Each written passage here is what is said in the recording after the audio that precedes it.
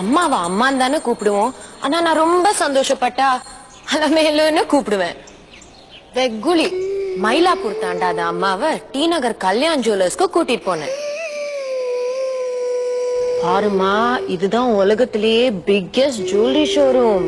கல்யாண அழக பார்க்க 1000 கண்ணு வேணும் போல இருக்கே.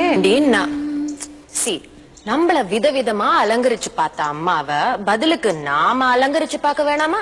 தோடு வளையல் அடிகன்னு வைரத்திலேயே இழைச்சிட்டேன். ஆண்டாள பாக்குற மாதிரியே இருக்கு அலமேலுன்னு. அங்கேயே குழந்தை மாதிரி அழுதுட்டா. அஷடாட்டம் அழாதுமா, எல்லாரும் பாக்குறா ஒண்ணு மண்டையாட்டிக்கிட்டே என் கண்ணை தொடச்சு விட்டா. கல்யாண்ல நான் அம்மாவா மாறினேன், அம்மா என் மகளா மாறினா. என்ன பொறுத்த வரைக்கும் ஜுவல்லரிங்கிறது ஒரு ஆர்னமெண்ட் இல்ல, ஒரு சென்டிமெண்ட்.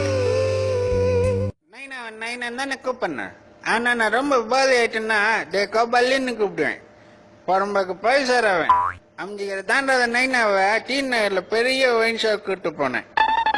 பாத்தீங்கன்னா இதுதான் சென்னையில பெரிய ஒயின் ஷாப். பார்த்ததும் போதை இருந்தடா. பாருங்க, நம்ம விதவிதமா சரக்கு அடிக்க காசு வாங்கி கொடுத்த நைனாவை கூட்டு போய் விதவிதமா சரக்கு வாங்கி கொடுக்கறதா நியாயம்? விஸ்கி ரம்மு பீருன்னு சரகையில இழைச்சிட்டேன். மதுரை வீரனை பாக்குற மாதிரியே இருக்கிறா கோபாலுன்னு. அந்த இடத்துல குழந்தைன்ட்டு வாந்தி எடுத்துட்டான். யோ எல்லாரும் பாக்குறாங்க யோன்னு அப்படின்னு வாந்தி எடுத்துக்கிட்டு என் வாந்தியை தொடச்சு விட்டான் சார்.